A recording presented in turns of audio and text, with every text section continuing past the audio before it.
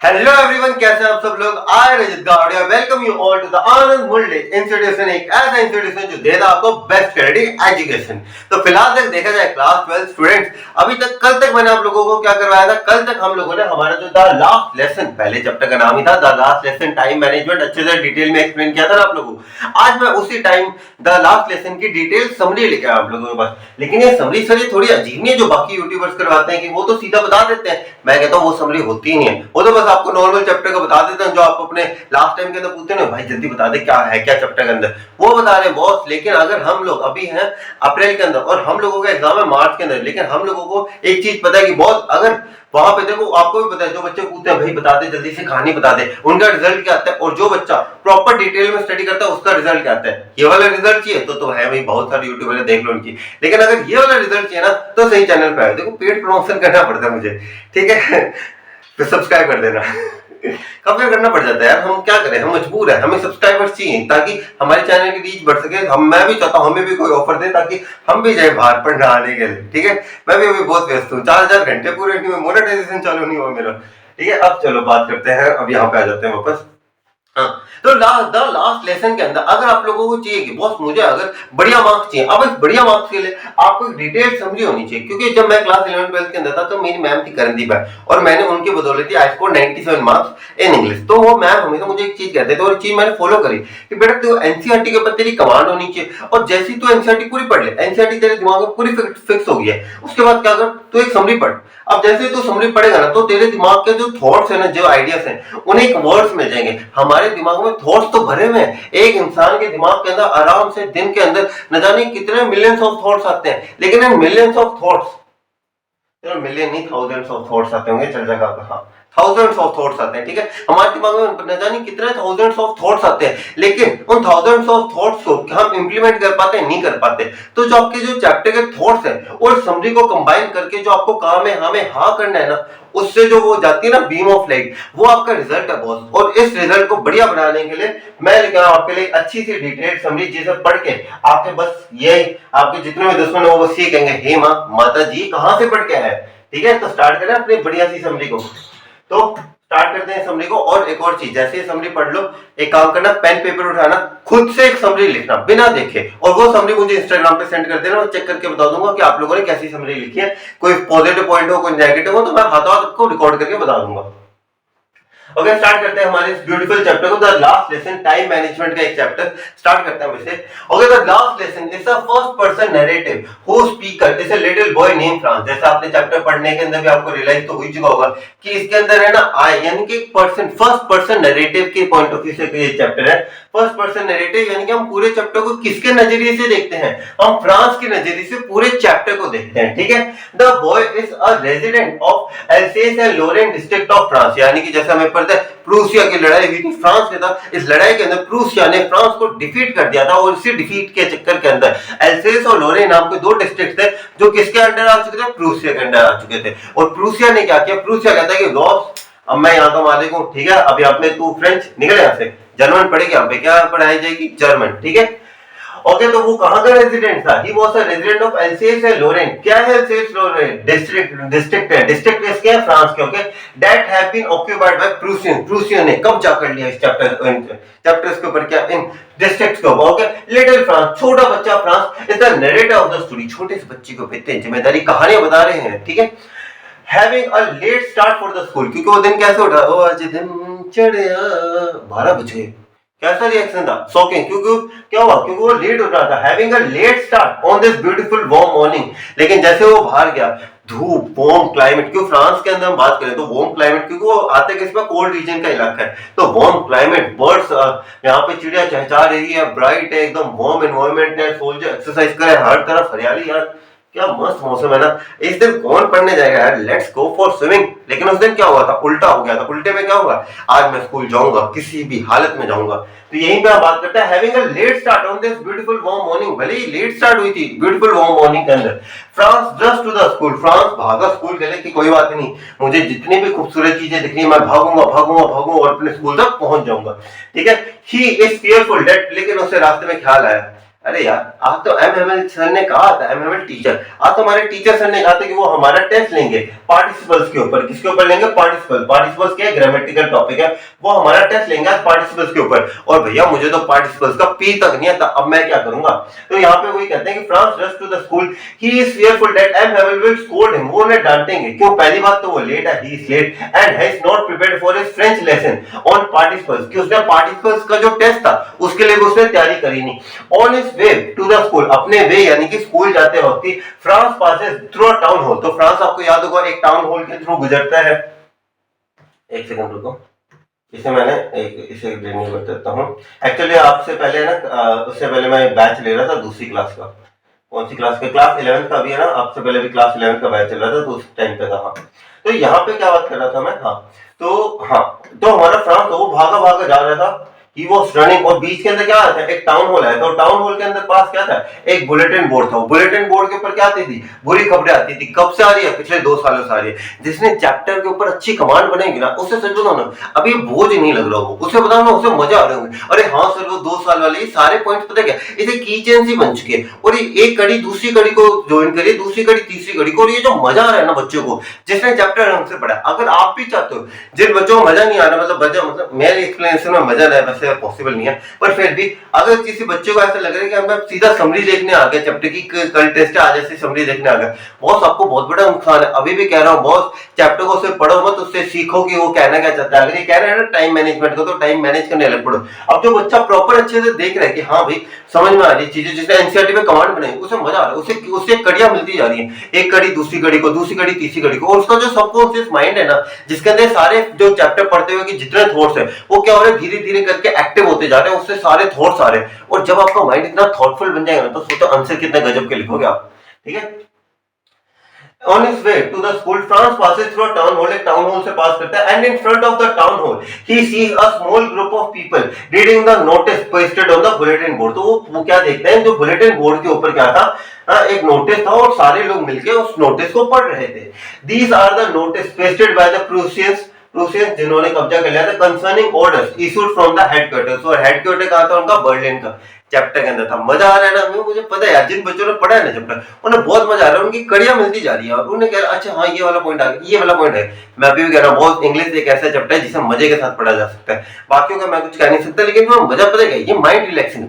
आपने काफी बार सुना होगा, बड़े बड़े उद्योगपति है ना, ये उद्योगपति की जो भी कंपनी ओनर्स है, इंडस्ट्रियलिस्ट है, वो क्या करते हैं, बुक्स पढ़ने की आदत है यार उन्हें। बुक्स क्यों पढ़ते हैं यार? वो बुक्स पढ़ने के मेन कारण पता है क्या? कि बुक्स से क्या होता है, माइंड रिलैक्स होता है बुक्स पढ़ने से। लेकिन वो अप्रोच पे डिसाइड करता है, क्या आप बुक्स को एक बोझ की तरह लेते हो, तब तो आपको ऐसा लगेगा यार क्या पढ़ रहा हूँ, ऐसे छोड़ो यार। लेकिन आप उसे माइंड रिलैक्सिंग के लिए कर रहे हो ना, कि हाँ अच्छा है, तो उससे क्या होगा, आपको एक इंग्लिश में पढ़ने में मजा भी आ जाएगा, और एनर्जी भी बनी रहेगी। ठीक है, इंग्लिश को मजे के तौर पे लेना अपना को। Concerning orders issued from headquarters while France is running Watchtower। अब यहाँ पे क्या आया था? Watchtower। Watchtower कौन था? ब्लैकस्मिथ। Watchtower नाम है ब्लैकस्मिथ, लोहार। लोहार समझते हो ना, जो लोहे को पिघलाने। Forged in Fire जैसे एक सीरियल आता था, सीरियल सॉरी, एक रियलिटी टीवी शो आता था हिस्ट्री टीवी 18 पे, वो ऐसे।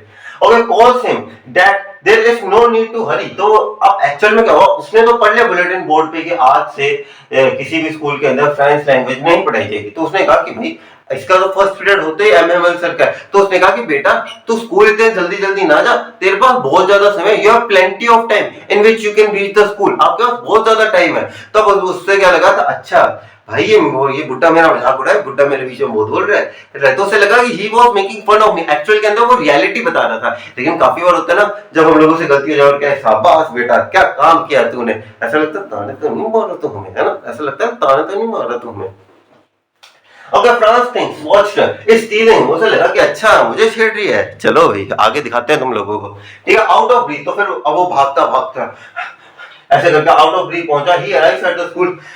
स्कूल के आगे पहुंचे।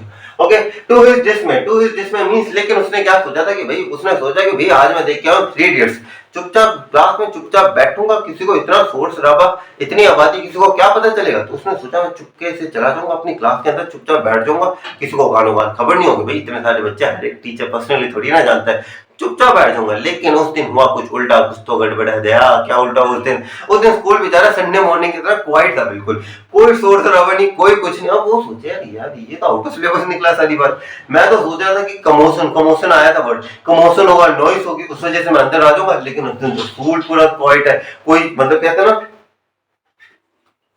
इतनी सी नॉर्मल सी जो आवाज होती है, इतनी नॉर्मल सी भी आवाज ही नहीं थी। तो उसे लगा यार ये क्या बात है। फिर उसने देखा क्लासमेट्स हैं, पहले तो उसके मन में यार ये संडे मॉर्निंग की था, संडे मंडे तो नहीं है। फिर उसने क्लासमेट्स को देखा तो कहता अब तो जाना पड़ेगा अंदर, ठीक है। टू इट इसमें there was no noise of confusion to cover his entrance, यानी कि ऐसे कोई नॉइज नहीं थी या कोई ऐसे कंफ्यूजन यानी कि भागदौड़ नहीं थी जिससे वो अपनी क्लासरूम तक पहुंच सके। Okay, instead this there is a silence and stillness like of the Sunday, यानी कि एकदम संडे के दिन स्कूल नहीं खुलते हैं तो एकदम शांत होते हैं ना, बिल्कुल वैसा सा एनवायरनमेंट था। फ्राइटेंड एंड रेड फेस्ड, यानी कि फ्राइटेंड, अब उसे डर लग रहा है क्लास के सामने जा रहा है। अब इसमें दो चीज होते हैं, एक तो शर्म आ रही होती है, एक डर लग रहा होता है। तो फ्राइटेंड और रेड फेस यानी कि जब हम शर्म आती है तो हमारा चेहरा एकदम लाल सा नहीं हो जाता। तो उसने गेट खोला ऐसे, ठीक है, डरते हुए ही एंटर्ड द क्लासरूम।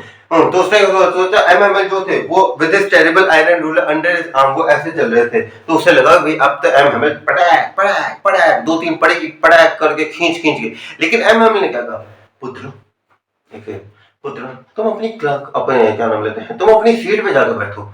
अब मन में तो आता है भाई ये टीचर ऐसे कैसे हो गया, आज कुछ ना कुछ ढंका खा के है, बीवी पत्नी से लड़ाई नहीं करके आया, ये ऐसे मीठी बोली में कैसे बोलने लग पड़ा। तो ये सेम ख्याल है इसके मन में। Franz as a hot scold, okay, Franz a hard scolding, however MML gently directs Franz to his seat, यानी कि वो जैसे उसने क्या सोचा था भाई मुझे तो एकदम हार्ड तरीके से बहुत बुरी तरीके से डांटेंगे, पर उसने कहा पुत्र अपनी सीट पे जाकर बैठो, हम कक्षा तुम्हारे बगैर चालू करने वाले थे, we were starting the class without you.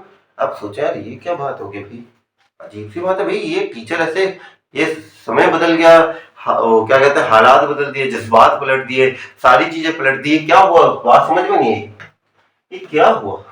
Okay, one settle ये मुझे पता नहीं, ऐसा लगता है किसी दिन कोई एक बीप बढ़ाएगा when a mimer becomes a teacher.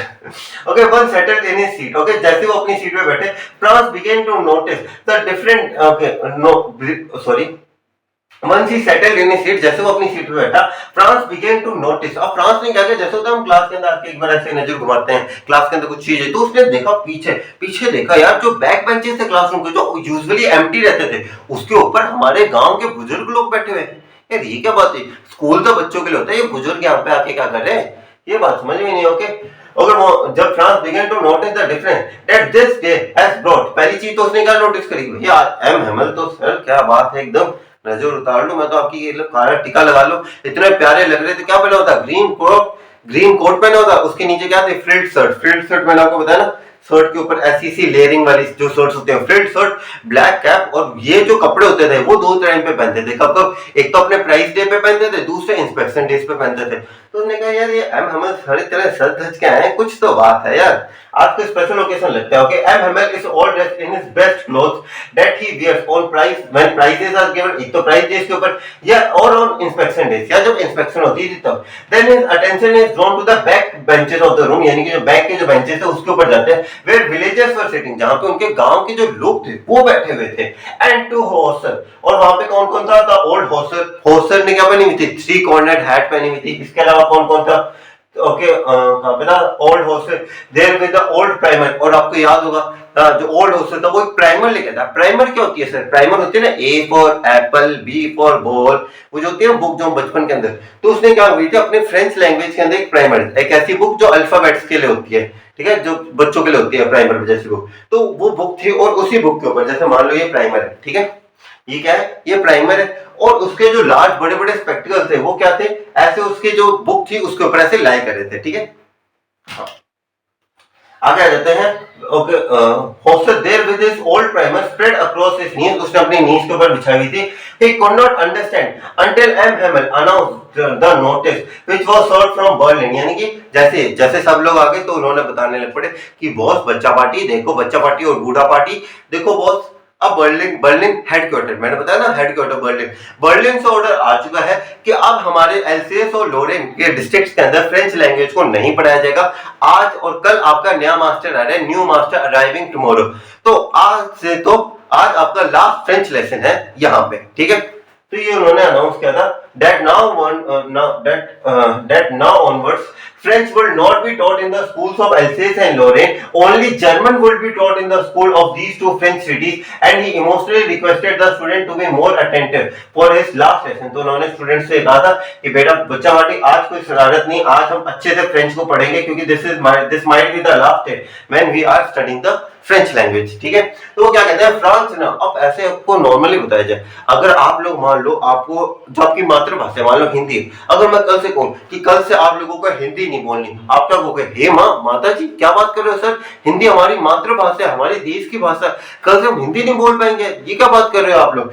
Similarly जैसे ये उनके मन से भी क्या निकला, हे माँ माता जी, क्यों? क्योंकि अब एक चीज बोलो, आपकी देश की भाषा अगर आपसे छीन ली जाए, क्या आप उस देश के नागरिक कहलाए जाओगे? अगर एक चीज बताओ, कोई अगर हिंदुस्तानी कोई बाहर से आता है और वो क्या एक्सपेक्ट करेगा कि हिंदुस्तान के लोग क्या बोलेंगे? हिंदी बोलेंगे, है ना, ये चीज एक्सपेक्ट करता है। अगर मुझे हिंदी बोलनी ना है, लिखनी ना है, पढ़नी ना है, तो वो क्या कहेगा? यार तो काहेगा हिंदुस्तानी है, तुझे ढंग से हिंदी बोलनी नहीं आती है, हिंदी छोड़ो, चलो हिंदी नहीं, तुझे कोई दूसरी भाषा भी नहीं बोलने आती अपने देश की। अगर अपनी देश की, चलो इंडिया तो डाइवर्स कंट्री, हमारे कंट्री के अंदर 22 भाषा है, ठीक है, अब अगर 22 भाषाओं में से एक भी भाषा नहीं आता तो वो क्या कहेगा? तू हिंदुस्तानी है, तो काय का हिंदुस्तानी, तुझे 22 भाषाओं में से एक भाषा नहीं आती तुझे बोलने के लिए, ये बात वो कह सकता है ना। तो सिमिलरली यहाँ पे भी वो सेम बात यहाँ पे कहता है, Franz now realize that at what was there on the notice board in the town hall. तो फ्रांस को पहले क्या रियलाइज हुआ, अच्छा वो बुड्ढा जिसके बारे में कह रहा था, वो बुड्ढा मेरे बीच में बहुत बोल रहा है, एक्चुअल के वो बुड्ढा काम की बात बोल रहा था, वो कह रहा था बेटा आराम से चला जा, कोई चिंता वाली बात नहीं है, जबकि उसे रियलिटी पता थी क्या कि आपसे जर्मन लैंग्वेज पढ़ाई जाएगी। These words of notice fell on France like a thunder clap। तो ये वर्ड्स कहते थे ठंडे क्लैप की तरह जाते, हे माँ माता जी कि अब क्या हो गया भाई, अब तो समझ में नहीं आ रहा क्या चीज होगी। He could not believe it, it will be his last lesson that day। और उसे यकीन नहीं हो रहा था कि आज मैं फ्रेंच को लास्ट टाइम पढ़ रहा हूँ, यानी कि कल से मैं फ्रेंच नहीं पढ़ पाऊंगा, यानी कि ये क्या बात हुई, जिस देश का मैं नागरिक हूँ, उस देश की मैं मातृभाषा नहीं बोल पाऊंगा, ये बात उसके मन में आ रही थी। He was badly sorry that he did not learn। तो उसके मन में क्या है, जैसे हमारे उतना गलती हो गया, या आप लोगों ने अभी मार्च तो पहले गया यार, पहले पढ़ लेता यार तो सही होता, लास्ट के अंदर हालत खराब होगी यार, पहले पढ़ लेना चाहिए था यार, मैं मूर्ख था। तो वही सेम बात इसके मन में हुई। He was badly sorry, उसे बुरा लग रहा था। क्यों बुरा लग रहा था? He did not learn, कि वो पढ़ाई नहीं करता था। Never paid attention in his class, वो अपनी क्लास में अटेंशन नहीं देता था। He hardly knew how to read and write French, यानी कि उसे बिल्कुल बस हार्डली भी ये नहीं पता था कि भाई बोलते कैसे हैं फ्रेंच लैंग्वेज को, लिखते कैसे हैं फ्रेंच लैंग्वेज को। He was sorry that instead of studying he would go out for other pleasant activity। वो फिशिंग के लिए चला जाता था सार रिवर के ऊपर, अपनी अलग एक्टिविटीज के लिए, seeking for birds egg, words याद आ रहे, सीकिंग फॉर बर्ड्स एग, इन सारी फालतू की एक्टिविटीज के अंदर वो अपना टाइम वेस्ट कर रहा था। उसे लग रहा है यार मैं क्यों अपना इन फालतू की एक्टिविटीज में टाइम वेस्ट करता हूं, उसे बुरा लग रहा है इन सारी चीजों के लिए। He was sorry that instead of studying he would go out for other pleasant activities। His book seemed always, जो बुक्स उसे बर्डन की तरह लग रही थी, his books that seemed him like a burden to him now the same appeared to be him like old friends। जो books पहले उसे लग रहा था यार क्या बोझ उठा रखे, अब उसे क्या लग रहा है यार ये बुक्स ही तो मेरी दोस्त थी यार, ये बुक्स मेरे पास से चली जा रही हैं।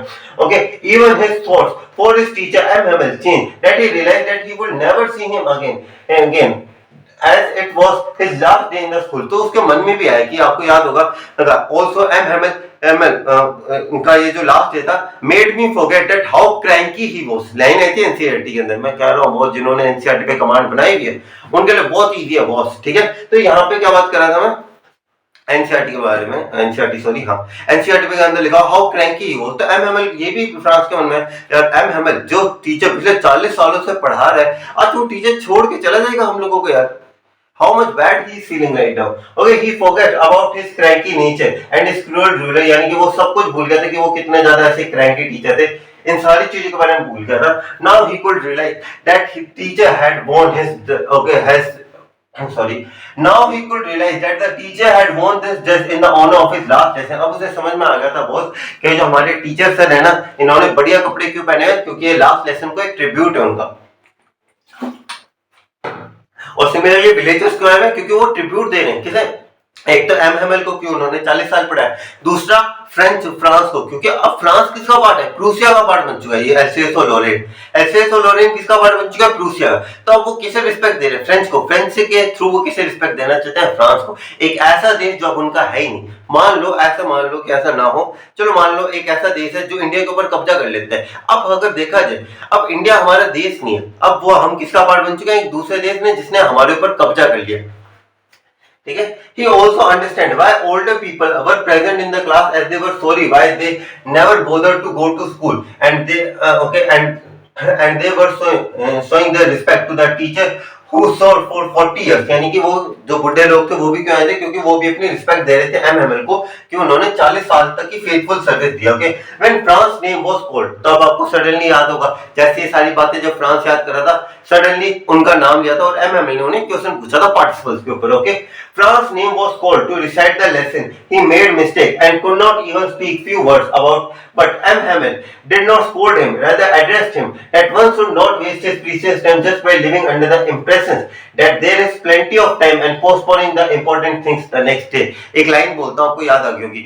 Okay, this is the problem with the people of Alsace that they put learning till tomorrow, यानी कि वो आज का काम किस पे आ जाता है, कल के ऊपर। तो जैसे उन्होंने डांटा था ना, वो जैसे उन्होंने सवाल पूछा और फ्रांस बोल नहीं पाया, वो नीचे देखने लग पड़ा, उसका हार्ट बीट फास्ट फास्ट हो रही थी, तब उसने एमएमएल ने एक चीज बोली, बेटा आज मैं तुझे डांटूंगा नहीं, आज तुझे खुद एहसास हो चुका होगा कि बेटा तू कितनी बड़ी गलती कर रहा था, तू अपना टाइम वेस्ट कर रहा था, और यही तो तेरी गलती है बॉस कि तू अपने टाइम को वेस्ट करता जा रहा था और तुझे लग रहा था कि भाई तू एक महान है। बेटा तू महान नहीं है, तू अगर सोच रहा है ना कि तू अपना टाइम वेस्ट कर रहा है, कोई बात नहीं, आगे बहुत टाइम है।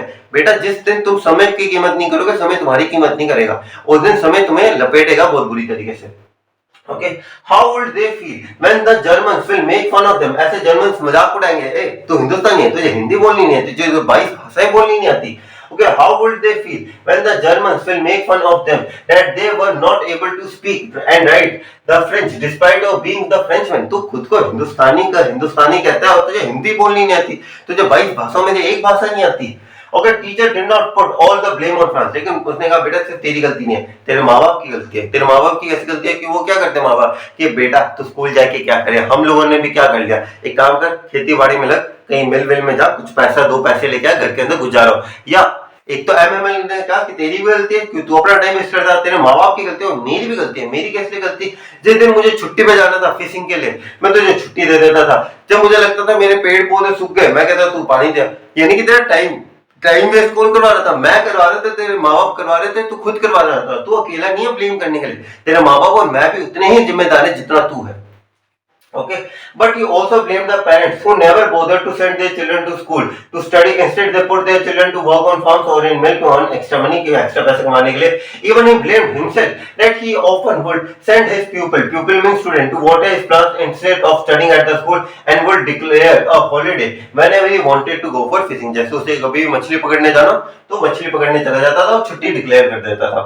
ठीक है। Teacher further said about the French language, यानी कि बाद में उन्होंने फ्रेंच लैंग्वेज के लिए कहा that it is the most beautiful, clearest and the most logical language in the world. People should stick to their language as it will be prove a key to their prison in case they are enslaved। यानी कि जब आपके ऊपर गुलाम आ जाते हो, आप गुलाम बन जाते हो, ठीक है। लैंग्वेज को क्यों बदलवाता है, चलो आप लोगों से पूछता हूँ, लैंग्वेज बदलवाने का मेन पॉइंट ऑफ व्यू क्या है। अगर आपने क्लास 10th के कौन से चैप्टर का है ये, वैसे हाँ 12th क्लास है ना, 12th क्लास को आपने 10th क्लास के अंदर नेशनलिज्म इन यूरोप पढ़ा था, नेशनलिज्म इन इंडिया।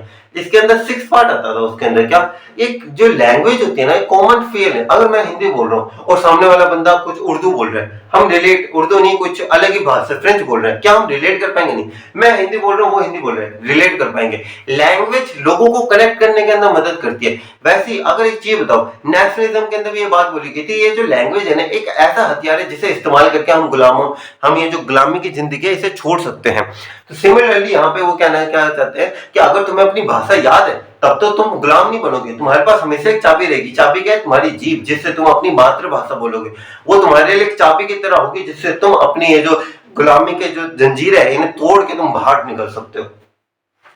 ठीक है। अब magic had happened that day in the class that student understood everything very well. उन बच्चों को सारी बातें अच्छे से समझ में आ रही थी, because they were more attentive and the teacher was more patient and polite that day. क्योंकि सिर्फ ऐसा नहीं कि बच्चे ध्यान से सुन रहे थे, बट जो टीचर था एमएमएल सर, वो भी बहुत अच्छे से पढ़ा रहे थे। Finally a very heavy heart M M L stood up very sad and he walked towards the blackboard, took a shot and wrote in it, "Vive la France." Vive la France का क्या मतलब होता है?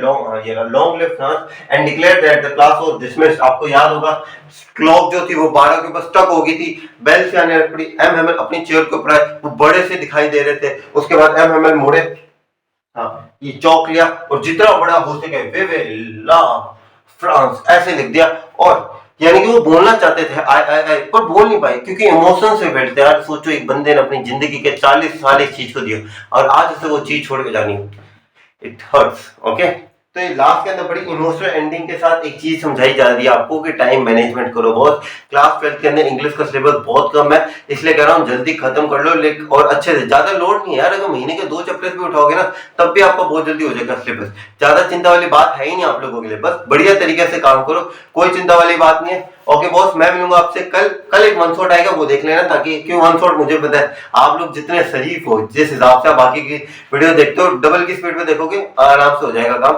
ठीक है, एक देख लेना ताकि इंडिकेशन हो जाए कि हाँ कैसे कैसे करना है। ठीक है, मैं मिलूंगा आपसे अगली वीडियो के लिए, तब तक के लिए जय हिंद गाइस, और चैनल पर नए हो तो सब्सक्राइब कर लेना। इस साल का हमारा टारगेट है कि हम इस साल 1 लाख सब्सक्राइबर्स को टच करें। ठीक है, मानता हूँ मैं अभी बहुत कम पे हूँ, हम शायद अभी 2-1 हजार के ऊपर होंगे, पर कोई बात नहीं बॉस, आप लोगों का प्यार बस बना रहे तो डेफिनेटली हम शायद इस साल के अंदर, क्योंकि इस साल मैं एक भी दिन मिस नहीं करने वाला, मैं हर रोज चैप्टर्स करवाऊंगा आप लोगों को, 9, 10, 11, 12 को सबको चैप्टर्स करवाऊंगा इंग्लिश के। ठीक है, सिर्फ इंग्लिश, बाकी कोई सब्जेक्ट नहीं, इंग्लिश को मैं प्रॉपर करवाऊंगा। तो मुझे बस है कि आप लोगों को सपोर्ट बना रहे, and we cross 1 lakh subscriber this time. Okay, जय हिंद गाइस।